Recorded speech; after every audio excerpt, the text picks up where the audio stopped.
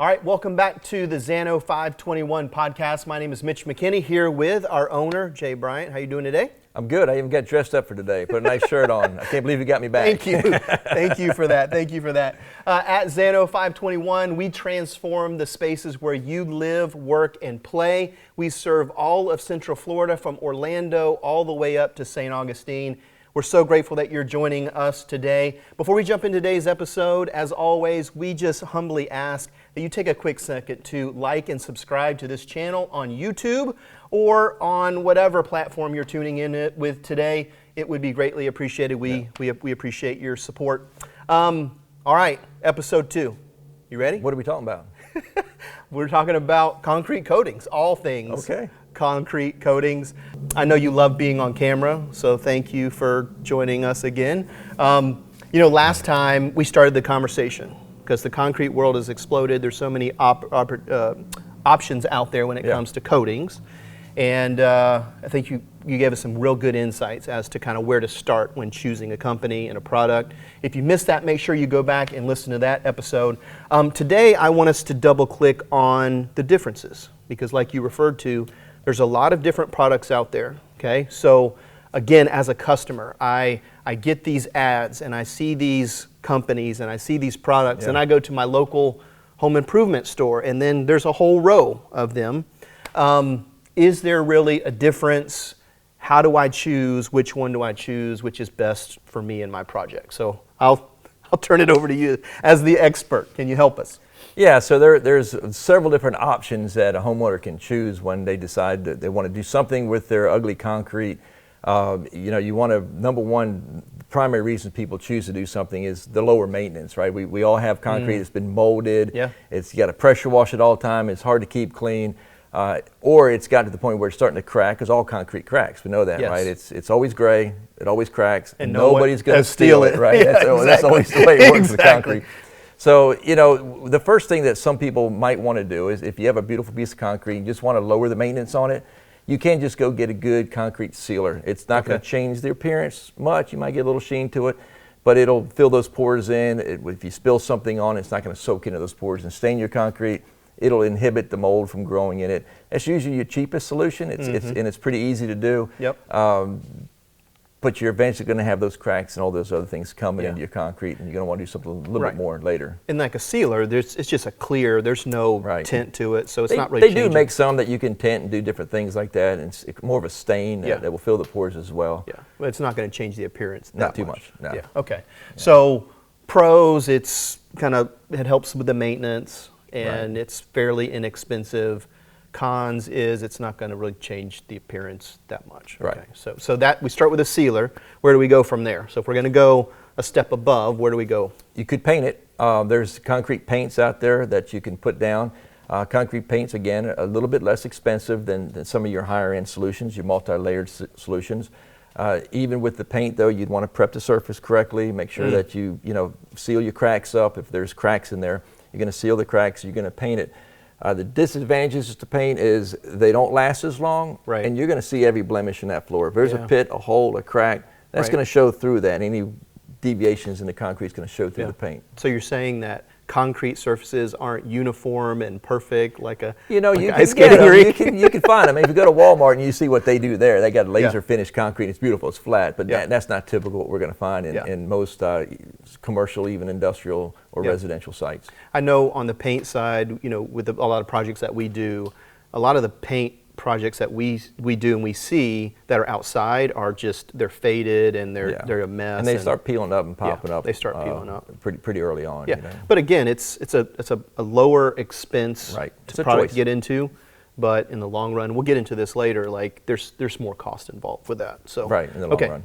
So you've got sealers, you got paints. I think we both, for most people, they know what they can get their head around those kinds of things. Those are pretty common. All right, what about the next layer up from that? What would be the next type of product? So the next layer has been around for a long time. It's epoxy coatings, multi-layered epoxy systems. There's a lot of different variations on epoxy and how it's applied. But in the end, epoxies, it's been tested, it's been proven for a long time. You have high quality, low quality epoxies. You really got to check out what you're getting. The problems with epoxies is they never quit curing. So if you apply it properly to the floor and you profile the concrete, you apply it like you're supposed to, you get a good root system in there. Yeah. There's a good mechanical bond to that concrete, but epoxies continue to get harder and harder and harder over time. Yeah. And then once those roots start to get so hard, they get brittle and they pop up. This could just be within a couple years to 4 or 5 years perhaps. And we've all seen that. You've been in the garage and you've seen where the tire tracks are. The hot tire we call them hot tire pulls, because the tires come in hot and then they stick to the floor, and then as you back out, it just rips that up because you don't have a good, strong bond. And that usually happens with epoxies. Also, epoxies are not UV stable, so you can't use them outside. They're going to fade or turn yellow. Even in the front of your garage where the sun comes in, that area is going to discolor, turn yellow, start to fade relatively quickly. So there's no outside applications, and certainly in the front of your garage, be prepared to see some fading and yellowing. Yeah, you know, a lot of the projects that we do, whether it's garages or patios or even some pool decks that have that type of a product on there, I mean, it's usually failing, and so we have to come in, we have to grind it all off. Yeah. And so definitely want to make sure you're doing your due diligence there if that's the option that you decide you want to do. So, okay, so we've got sealers, we got paints, we got epoxies, and that epoxy ranges. There's all kinds of different epoxies, better. Different levels, different qualities. But regardless of the quality, the things you talked about, they're all the same, right? Like no matter how high the quality of the epoxy is, it's still not UV stable? Still not UV stable. It's still never going to stop curing? It's still going to continue to cure. I mean, a good quality epoxy can last you a little bit longer than a lower quality, obviously, but it's still going to have some of the same issues with properties, because it's just kind of what it is. Okay, so are there levels beyond that? Sure. Yeah, there's polyaspartic systems where they take a polyaspartic chemical, they put that down as a base coat. A lot of companies use polyaspartics as their base, and they chip into that to give it the appearance that they want. It's not a bad system. It's certainly going to be a little bit more expensive, probably a lot more expensive. And than like epoxy? Than epoxy. Okay. So you're jumping up a little bit in quality, and the cost of chemicals go up quite a bit when you start getting into that. But the polyaspartics, they go in again. We've got a mechanical bond. They're going to come into the concrete, into the root system. If you profile the concrete and you prep it like we need to, it's going to get into that concrete. But it doesn't get in real hard. It doesn't have a real strong pull, like we do pull tests on all of our flooring systems to check the bond between the concrete and the coating. So it doesn't have the longevity as some of the more premium systems would, but it's not a bad system. Yeah. When you say root system, like that's probably not something that most people know about. So what you're talking about, correct me if I'm wrong, is so when, and we're going to talk more about how to properly prep your surface, but once you profile it, it opens up the pores of the concrete. Right. And so what you're talking about is whatever base coat you're putting down, it's going to, the bond, so to speak, that's going to have with the concrete, that's what you're talking about. Correct, yeah. So that chemical will seep down inside those pores and then harden up. And it's just like a roots from a tree. They go into the ground and that's what holds the tree to the ground. The root system and a coating is what holds the coating to the floor. Yeah. So it doesn't matter how hard or how durable the top is. If the bottom is going to come loose, then the whole system's going to fail. Okay. And you've seen it before. We've pulled up flooring systems in sheets where it's laminated after time. Oh yeah, yeah. And it looks good on the top, but then it starts to separate. And then you got to start all over again. Right. Okay. So sealers, paint, epoxy, polyaspartic. What other option is there? The last one we should talk about is probably the polyureas. Polyurea base coat system. It's an amazing system. It's going to be your premium system. It's not much more expensive than a polyaspartic, if any. Depends on where you're buying from and who you're using.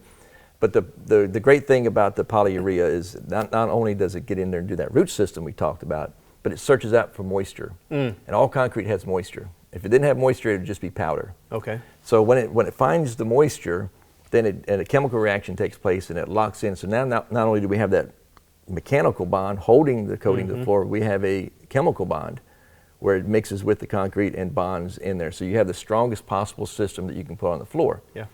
Now when I talk about moisture, it's a good thing, it helps it bond, but it's also one of the negative things about polyurea. Too much moisture. We're going to get into that. It's going to cause a problem. We're going to get into that. We're going to get into that. Yeah. But we mitigate that, and yes. it's easy to figure out. So the polyurea system, it's very strong. Very strong. It's probably the strongest out of the bunch, right? It is. We do pull tests and anywhere from 12 to 16, 1700 pounds of pressure before it never breaks the bond with the concrete. The concrete usually breaks first. Okay. And we have so video on that. When you say pull test, you know what that means. I know what that means. I know what that means. Most people don't know what that means. What does that mean? Because I've seen advertisements like it's 5 times stronger, or 10 times stronger, or 50 times stronger. Yeah, it's kind of crazy. What does that mean?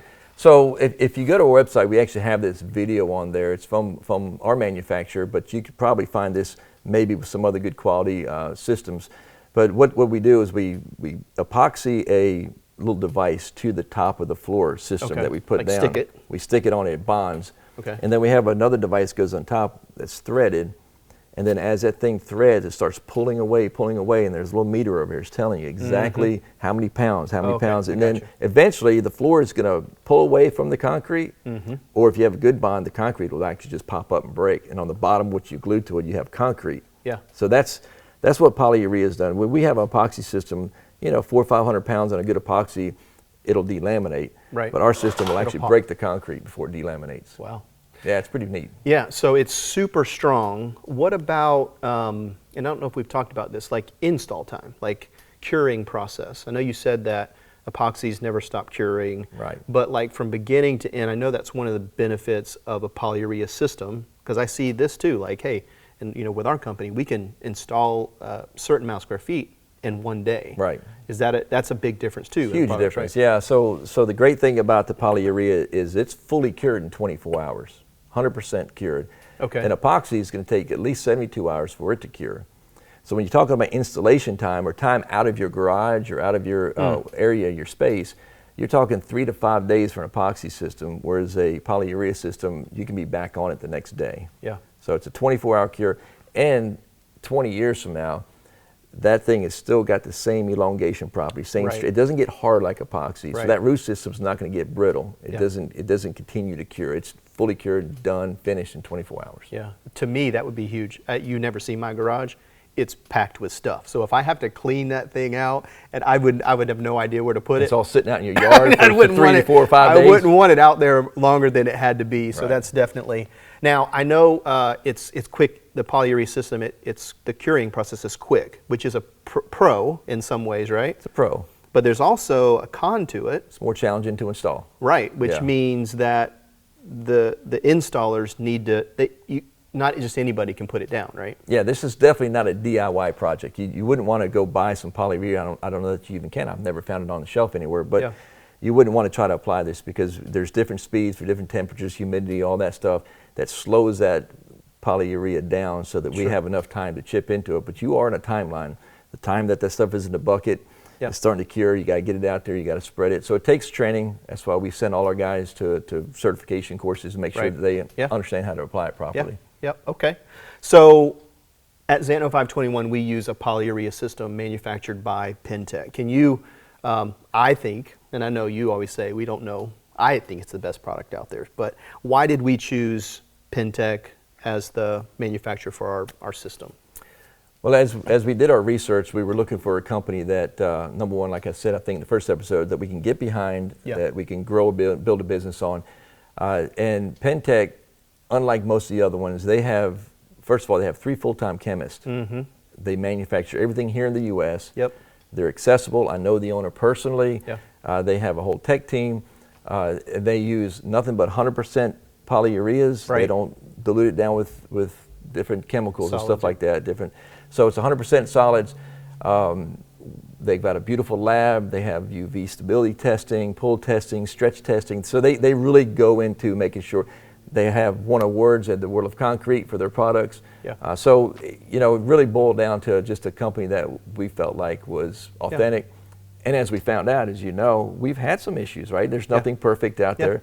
They stand behind their product. They stand behind it, and they're constantly, I think they're committed to constantly improving. Right. So the products that we have are incredible, but they're just getting better as time goes on. Unlike some of the one-trick ponies that we see, like they got something, they get it out there in the market, and then they never do anything to it. And technology is always advancing, right? Things are getting better and better, and they're always searching it out, staying ahead of the game on it.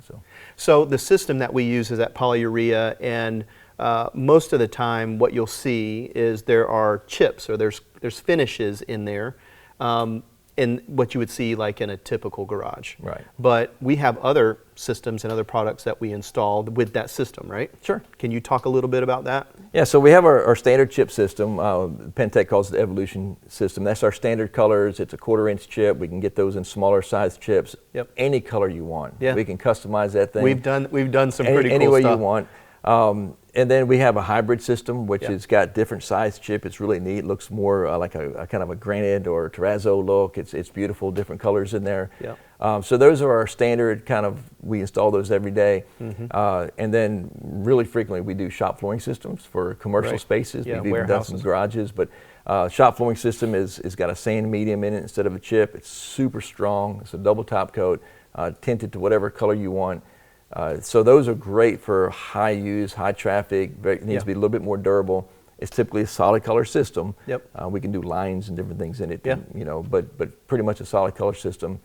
And then the other system out there that's is popular in commercial spaces is a granite system. It's Okay. a real fine colored system that we put down, super durable as well. So there's some choices there, but your average homeowner is looking for basically the chip system. That's kind of, Yeah. and it's good. Yeah. It works nice. Yeah, if you would like more information on the different options that we have, different products we have, if you want to see some finished projects with the different colors, you can go to our website, Xano521.com, Xano521.com. On our website, you can learn more about our products, about our company, about our processes. You can see every job that we do. It's all in is there. posted on there. You can see photographs of that and all of our contact information. If you want us to come out and look at a project that you have that's upcoming, we give free quotes, and so you can check us out there. You can schedule that at Xano521.com.